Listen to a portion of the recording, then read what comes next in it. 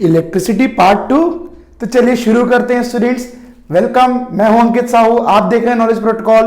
तो हमने भाई पिछला पार्ट बनाया था हमारे इलेक्ट्रिसिटी का, जो कि था पार्ट 1। अब ये आ चुका है पार्ट 2।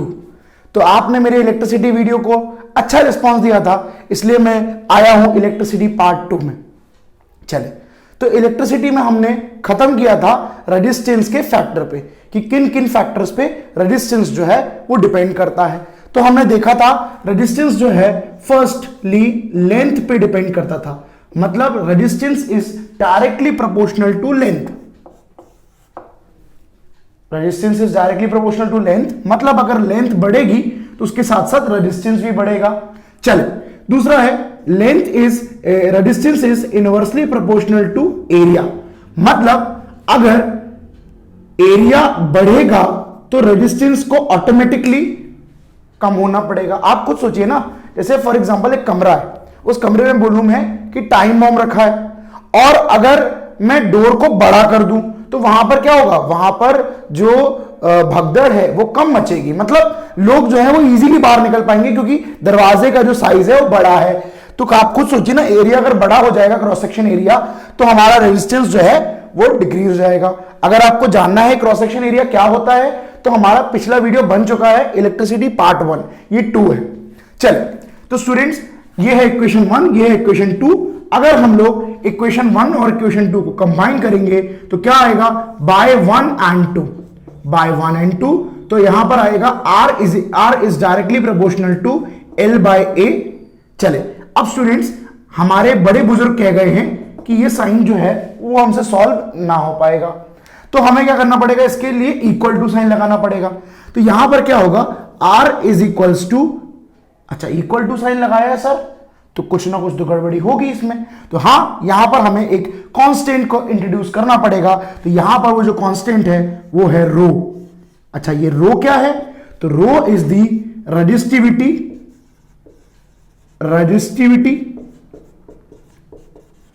Of conductor. ठीक है, rho is the resistivity of the conductor. तो रो क्या है, रो रेजिस्टिविटी है, कंडक्टर की रेजिस्टिविटी है। कोई दिक्कत तो नहीं है स्टूडेंट्स यहां तक। चलिए, अब ये रेजिस्टिविटी क्या होती है, सुनिए स्टूडेंट्स। जैसे हमारे पास एक कंडक्टर है जिसका जो क्रॉस सेक्शन एरिया है वो 1 मीटर स्क्वायर है, और उसकी जो लेंथ है वो 1 मीटर है। तो ये जो रेजिस्टेंस ऑफर करेगा वो रेजिस्टिविटी होगी। यानी कि रेजिस्टिविटी क्या होती है, the resistance offered by a conductor of per unit cross section area and per unit length. तो resistance offered by a conductor per unit cross section area per unit length is called as resistivity. तो ये है resistivity की definition. देखिए भाई, मैं बहुत simple आदमी हूं, बिल्कुल आपको जैसा यहां पर टर्मिनोलॉजी है वैसे ही आपको बताऊंगा कि भाई एक 1 मीटर का क्रॉस सेक्शन एरिया है और 1 मीटर की इसकी लेंथ है, तो जितना ये रेजिस्टेंस ऑफर करेगा वो रेजिस्टिविटी होगी। चले, तो ये हो गई हमारी रेजिस्टिविटी। अब भाई रेजिस्टिविटी का फॉर्मूला क्या होता है, ठीक है, रेजिस्टिविटी का फॉर्मूला क्या होता है, तो अब भी हमने ड्राइव किया ना रेजिस्टिविटी का फॉर्मूला। हमने बोला कि जो यहां देखिए, तो हमने क्या बोला, हमने बोला कि R is equals to rho L by A। तो हम इससे रेजिस्टिविटी का फॉर्मूला क्या ले सकते हैं, रो इज इक्वल्स टू ये A यहां चला जाएगा, L नीचे चला जाएगा, तो R A बाय L, ये होता है रेजिस्टिविटी का फॉर्मूला। चले सर, यूनिट क्या होता है, यूनिट तो बताइए सर। चले, यूनिट भी देख लेते हैं, तो जिंदगी में ना रटा है ना रटना सिखाएंगे। चले, तो यहां पर क्या होगा, रो इज इक्वल्स टू रेजिस्टेंस का यूनिट ओम, एरिया का यूनिट सर पता ही नहीं है। चले, किसी चीज का भी एरिया का फॉर्मूला लिख लीजिए। जैसे मेरे को सर्कल का एरिया का फॉर्मूला पता है, पाई R स्क्वायर, पाई जो कांस्टेंट है हटा दीजिए, इसका कोई यूनिट नहीं है। चलिए, R स्क्वायर, तो रेडियस किस में लिखते हैं हम लोग, मीटर में लिखते हैं। तो यहां पर क्या हो जाएगा, इसका यूनिट हो जाएगा मीटर। रेडियस का यूनिट होता है मीटर और यहां पर लगा स्क्वायर, तो ये हो जाएगा मीटर स्क्वायर। मतलब किसी का भी एरिया का जो यूनिट होता है वो कितना होगा, मीटर स्क्वायर अपॉन लेंथ का यूनिट मीटर। 1 मीटर से 1 मीटर चला गया तो रेडिस्टिविटी का जो यूनिट है वो कितना है, ओम मीटर। तो ये है रेडिस्टिविटी का यूनिट। चले आगे बढ़े, आगे बढ़ते हैं। तो यहां पर देखिए क्या होता है, रेजिस्टिविटी जो है, रेजिस्टिविटी भी किसी की ना किसी चीज पे डिपेंड करती है। चले तो आपको अगर आएगा कि अगर मान लीजिए हम लोग कंडक्टर का, जो कंडक्टर है हमारा, उसका अगर क्रॉस सेक्शन एरिया इंक्रीज या डिक्रीज कर रहे हैं तो इससे रेजिस्टिविटी में कोई फर्क पड़ेगा, तो नहीं। जो रेजिस्टिविटी है वो क्रॉस सेक्शन एरिया पे बिल्कुल भी डिपेंड नहीं करती। अगर हम लोग लेंथ इंक्रीज डिक्रीज कर रहे हैं तो इससे रेजिस्टिविटी कोई फर्क पड़ेगा, तो बिल्कुल नहीं। लेंथ पे भी डिपेंड नहीं करती रेजिस्टिविटी।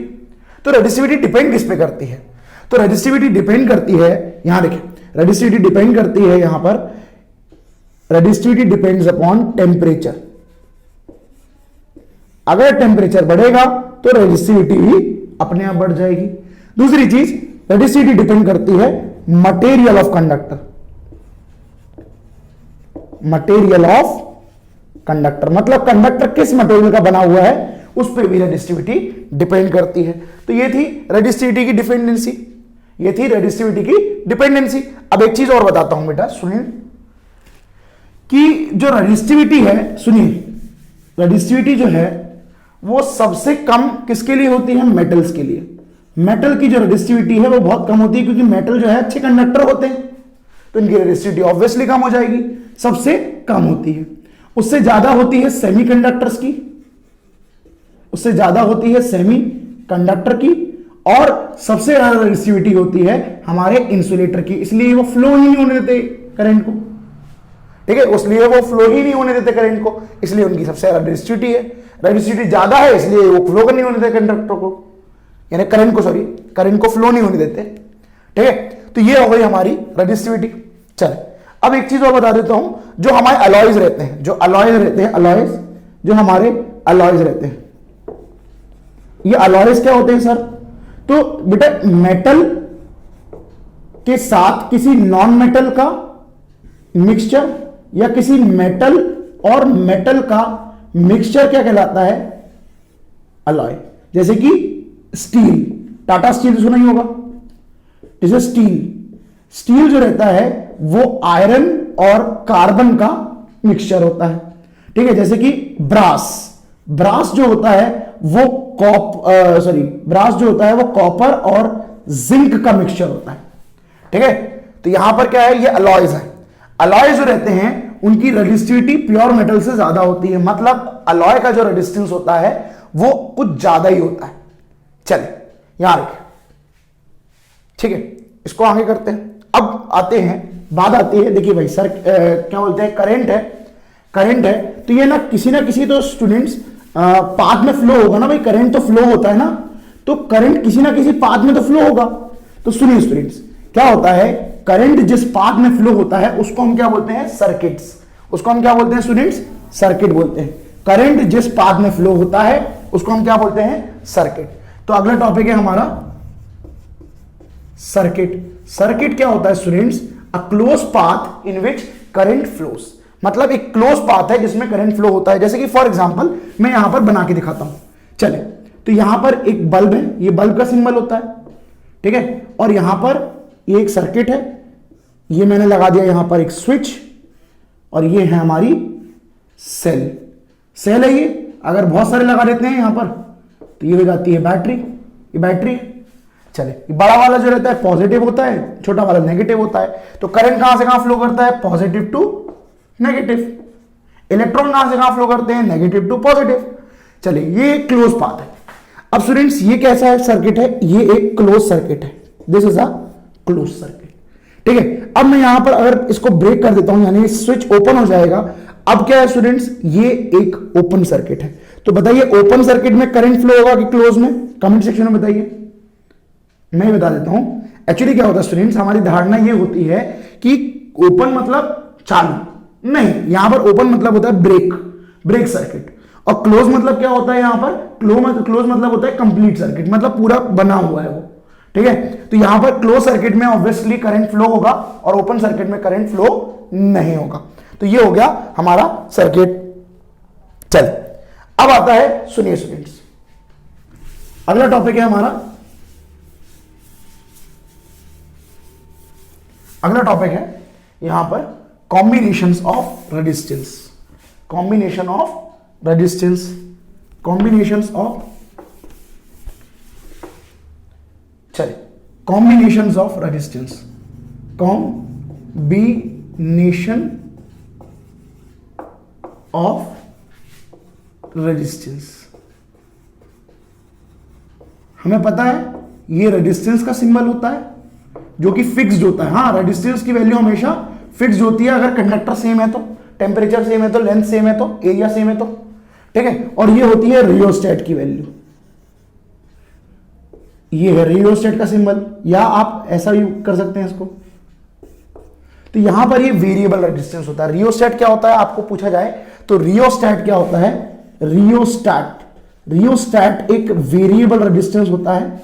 मतलब अगर आप इसको चाहें तो इसकी वैल्यू आप फ्लक्चुएट करवा सकते हैं, तो ये एक वेरिएबल रेजिस्टेंस होता है। तो इसके बारे में हमें नहीं डिस्कस करना, ठीक है, ये आपको दिखाया जाएगा स्कूल में जरूर, तो आप वहां डिस्कस करिएगा इसको। चले, तो दो कॉम्बिनेशन होते हैं, पहला होता है सीरीज कॉम्बिनेशन, रेजिस्टेंस को हम सीरीज कॉम्बिनेशन में लगा सकते हैं, और दूसरा होता है पैरेलल कॉम्बिनेशन, पैरेलल कॉम्बिनेशन। चलिए, तो ये हमारा रेजिस्टेंस है। अब हमारे पास मान लेते हैं दो रेजिस्टेंस है, एक रेजिस्टेंस, दो रेजिस्टेंस। अगर आपने इनको एंड टू एंड ज्वाइन कर दिया, अगर आपने क्या किया, इनको एंड टू एंड ज्वाइन कर दिया, एंड टू एंड ज्वाइन कर दिया, तो ये क्या है, ये सीरीज सर्किट है। कैसा सर्किट है, ये सीरीज सर्किट है, क्योंकि आपने इसको एंड टू एंड ज्वाइन किया है। और सुनिए स्टूडेंट्स, अगर आप सेम एंड से रेजिस्टेंस को ज्वाइन करते हैं, अगर आप सेम एंड से, अगर आप सेम एंड से, अगर आप सेम एंड से सर्किट को ज्वाइन करते हैं, रेजिस्टेंस को ज्वाइन करते हैं, तो ये कैसा सर्किट है, कैसा कॉम्बिनेशन है, ये पैरेलल कॉम्बिनेशन है।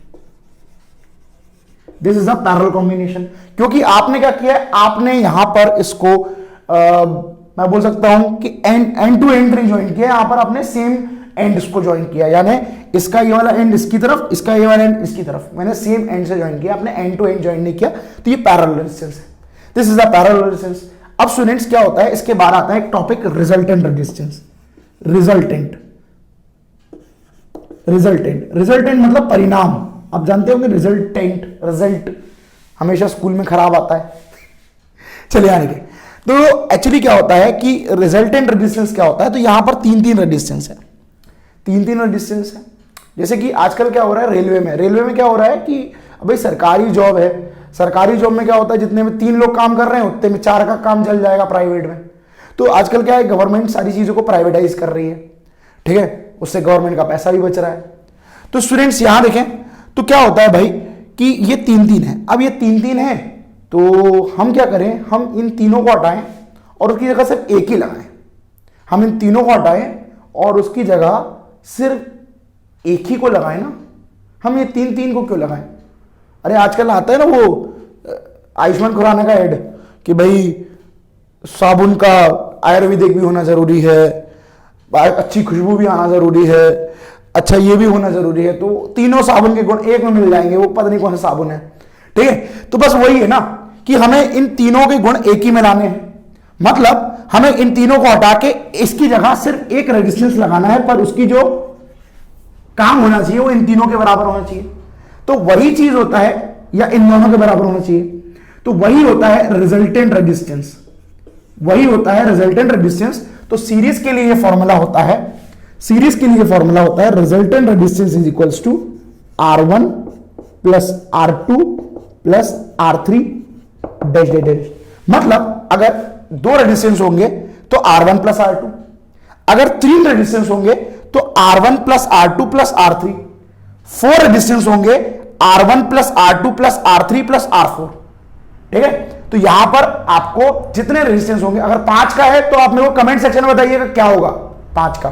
ठीक है, तो आप क्या करेंगे, जैसे ये मान लीजिए 2 ओम्स का है, ये 3 ओम्स का है, ये 4 ओम्स का है, तो यहां पर क्या होगा 2 + 3 5, 5 + 4 9, तो यहां पर ये पूरा यहां पर रिजल्टेंट रेजिस्टेंस 9 ओम का हो जाएगा। मतलब इन तीनों को हटा के हमें एक 9 ओम का रेजिस्टेंस लगाना होगा। चले, तो ये हो गया हमारा रेजिस्टेंस क्या सीरीज में। अब आते हैं पैरेलल में। पैरेलल कॉम्बिनेशन में क्या होगा, रिजल्टेंट रेजिस्टेंस, मतलब इन दोनों को हटा के हमको एक ही का लगाना है। तो क्या होगा पैरेलल में, चलो आइए देखते पैरेलल में। तो पैरेलल में क्या होता है, सुनिए स्टूडेंट्स, यहां देखिए पैरेलल में क्या होता है। पैरेलल के लिए फॉर्मूला होता है 1/r = 1/r1 + 1/r2 + 1/r3 dash dash dash. मतलब अगर दो रेजिस्टेंस है तो 1/r = 1/r1 + 1/r2, 3 है तो 1/r = 1/r1 + 1/r2 + 1/r3, 4 है तो कमेंट सेक्शन में बताइए क्या होगा। ठीक है, तो यहां पर हम क्या करेंगे, यहां पर हम लोग वही करेंगे, जैसे यहां पर मान लीजिए 2 ओम्स है और यहां पर मान लीजिए 3 ओम्स है, तो अब कैसे निकलेंगे, तो हमारे पास फॉर्मूला है 1/r = 1/r1, r1 कितना है 2 + 1/r2 जो कितना है 1/3, तो करिए 1/r = इनका एलसीएम कितना हो जाएगा 6, यहां पर 2 और यहां पर 3, चलिए 1/r = कितना 5/6। अच्छा ये तो 1/r का आंसर है, तो r का आंसर कितना होगा, r का आंसर होगा 6/5। तो इसका आंसर कितना आ जाएगा, इसका आंसर आ जाएगा 2/2 का मल्टीप्लाई किया हमने, ये बन गया 10 और ये बन गया कितना 12, तो आंसर कितना आया r = 1.2 ओम्स। ठीक है, तो ये समझ में आया कि नहीं, तो ये हमारा टोटल रेजिस्टेंस हो गया। चले आगे बढ़े। अब क्या होता है स्टूडेंट्स, हमारे घरों में सीरीज सर्किट भी लगे होते हैं कई बार, और कई बार पैरेलल सर्किट भी होते हैं। जैसे कि आपने अगर आपके सारे अप्लायंसेस की बात करें, पंखा, एलईडी बल्ब, आपका बहुत सारी चीजें हैं, तो ये सब जो है पैरेलल में लगे होते हैं। तो सीरीज में क्या लगा होता है सर, तो दिवाली की झालर, नाम ही से हंसी आ गई, दिवाली की झालर। हाँ, दिवाली की जो झालर होती है, सीरीज होती है, वो आपकी सीरीज सर्किट में लगी होती है। ठीक है, तो एक्चुअली क्या होता है, सीरीज सर्किट के डिसएडवांटेज क्या है, तो सीरीज सर्किट के डिसएडवांटेज क्या है, सीरीज सर्किट का डिसएडवांटेज सबसे पहला चीज ये है, मान लीजिए आपने जैसे फॉर एग्जांपल आपका पंखा और आपका बल्ब जो है वो सेम कनेक्टेड थे, तो आपने क्या किया, बल्ब को बुझा दिया तो पंखा भी ऑटोमेटिकली ऑफ हो जाएगा। अब मान लीजिए गर्मी में रात में सो रहे हैं आप, तो क्या होगा, बल्ब भी चलेगा पंखा भी चलेगा। यार ये कैसी चीज है, तो सीरीज सर्किट का पहला डिसएडवांटेज। दूसरा है, मान लीजिए आपका पंखा खराब हो गया तो आपका बल्ब भी नहीं जलना पड़ेगा, पंखा खराब हो गया मतलब बल्ब भी नहीं जल पाएगा, सर्किट ब्रेक हो जाएगा। ठीक है, दूसरी चीज। तीसरी चीज, जो रिजल्टेंट रेजिस्टेंस होता है वो हाई आता है। अभी हमने देखा ना, जैसे 2, 6 और 8 है, तो 2 + 6 14, 14 + 2 16, तो यहां पर रेजिस्टेंस, ऑल ओवर रेजिस्टेंस जो है वो इंक्रीज हो जाता है। तो यहां पर रेजिस्टेंस इंक्रीज होगा तो करंट फ्लो करने में दिक्कत होगी, क्योंकि रेजिस्टेंस क्या करता है, फ्लो ऑफ करंट, मतलब करंट के फ्लो को अपोज करता है। ठीक है, तो ये चीज होगी। चले आगे बढ़े, तो अब क्या होगा, इसका एडवांटेज कुछ ना कुछ तो होगा, तो हाँ है, वायर की कॉस्ट बच जाएगी। चले अब आते हैं पैरेलल सर्किट के एडवांटेजेस पे। तो पैरेलल सर्किट का एडवांटेज है कि सब चीजों का अलग अलग स्विच होगा। मान लीजिए किसी एक अप्लायंस ने काम करना बंद कर दिया तो दूसरा नहीं बंद करेगा, और ऑल ओवर रेजिस्टेंस डिक्रीज हो जाता है। जैसे कि यहां पर 2 ओम्स और यहां 3 ओम्स लिया था, तो हमारा रेजिस्टेंस 1.2 ओम्स आया था, मतलब इसमें रिजल्टेंट रेजिस्टेंस डिक्रीज हो जाता है। मतलब ये होगा कि भाई अगर हम दो सर्किट, मतलब दो रेजिस्टेंस को पैरेलली लगाते हैं तो क्या होगा, उनका ऑल ओवर रेजिस्टेंस डिक्रीज हो जाएगा, मतलब करंट जो है अच्छे से फ्लो हो पाएगा। समझ में आया स्टूडेंट्स? चले आगे बढ़ते हैं। चले, इसके बाद आती है इलेक्ट्रिक पावर। इसके बाद आती है इलेक्ट्रिक पावर।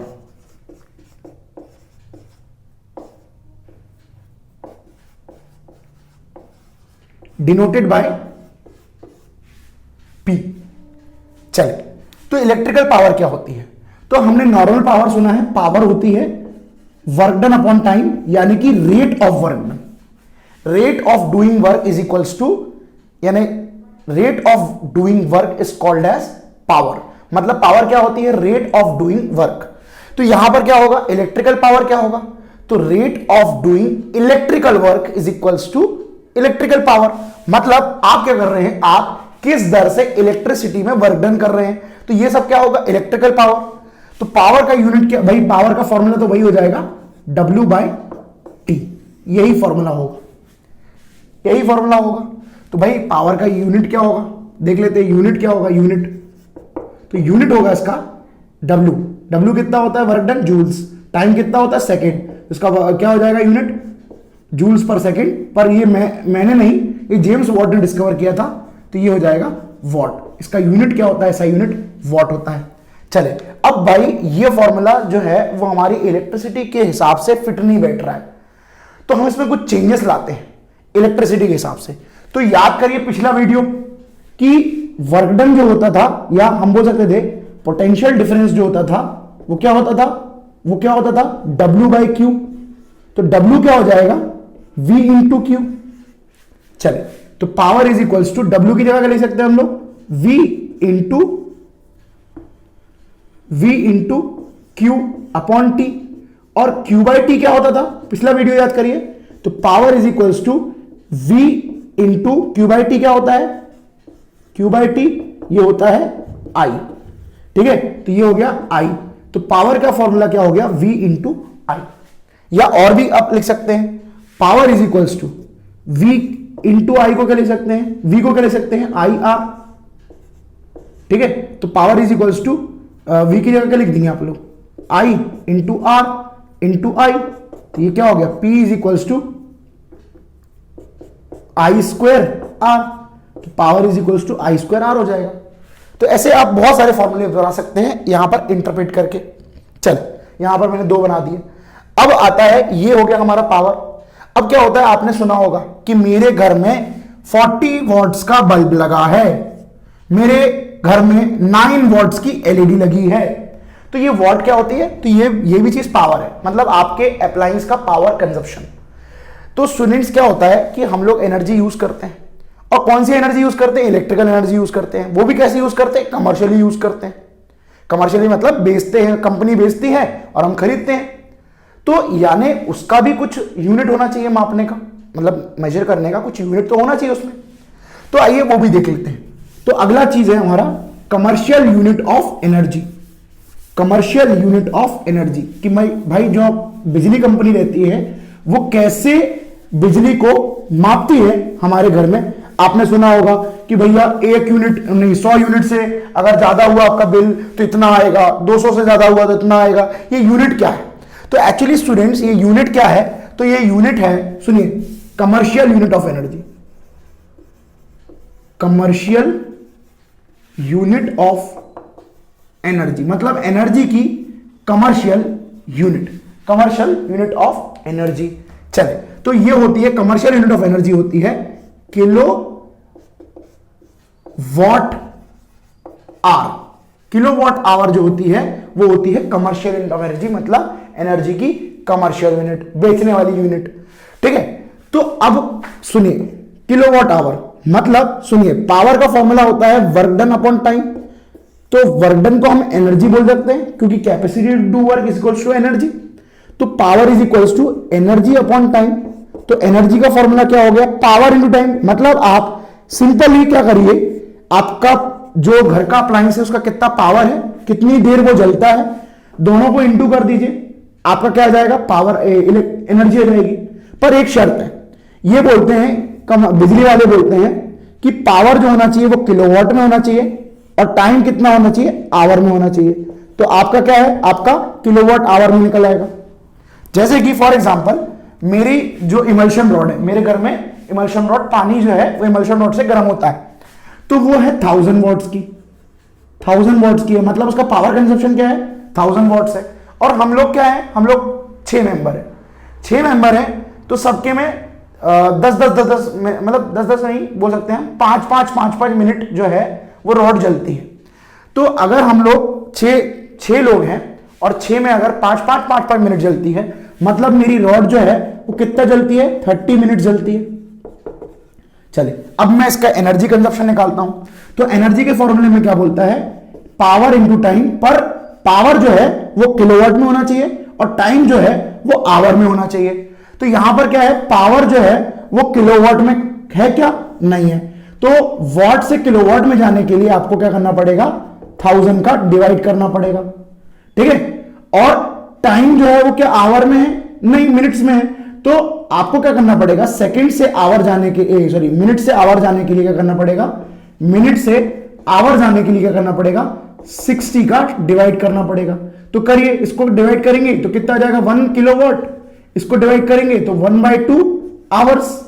चलिए, तो पावर कितना है 1 और टाइम कितना है 1/2, तो एनर्जी कंजप्शन कितना हो गया, एनर्जी कंजप्शन हो गया 1/2 किलोवाट आवर, मतलब 0.5 किलोवाट आवर। ये हो जाएगा हमारा एनर्जी कंजप्शन। अब भाई एक काम करिए, एक यूनिट का कितना पैसा होता है, जैसे मेरे यहां एरिया में 1 मिनट का 8 रुपए होता है। तो आप क्या करिए, आप इसको सिंपली 8 रुपए से इंटू कर दीजिए तो आपका कॉस्ट आ जाएगा।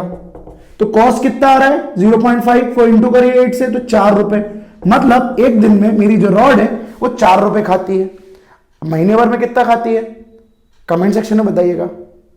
नहीं मैं बता दूं, तो क्या करिए, इसको सीधे आप 30 से इंटू कर दीजिए तो 4 3 12 यानी 120 रुपए महीने का। मतलब मैं पानी जो है वो 120 रुपए का गर्म करता हूं महीने में। चल, ये मैंने लिया, आप अपना भी कर सकते हैं।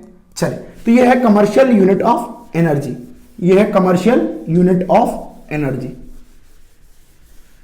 कमर्शियल यूनिट ऑफ एनर्जी मतलब आप ऐसे कमर्शियलाइज कर सकते हैं एनर्जी को और उसको माप सकते हैं। चले, अब आता है, क्या होता है कि हमारा जो करंट है ना वो 3 इफेक्ट प्रोड्यूस करता है। Effect produce by the current, effect produced by the current. Current के द्वारा कितने इफेक्ट प्रोड्यूस होते हैं, आइए जरा देखते हैं। पहला होता है केमिकल इफेक्ट। केमिकल इफेक्ट आपने देखा होगा, इलेक्ट्रोलिसिस पढ़ के देखा होगा, इलेक्ट्रोप्लेटिंग। चलिए, दूसरा होता है हीटिंग इफेक्ट।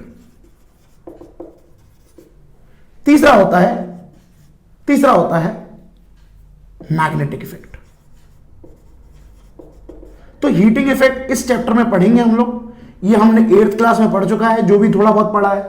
सीबीएसई को इसको भी लाना चाहिए वैसे मेरे हिसाब से, ठीक है। मैग्नेटिक इफेक्ट जो है वो हम लोग नेक्स्ट चैप्टर में पढ़ेंगे, अगला चैप्टर पूरा इसी को डेडिकेटेड है।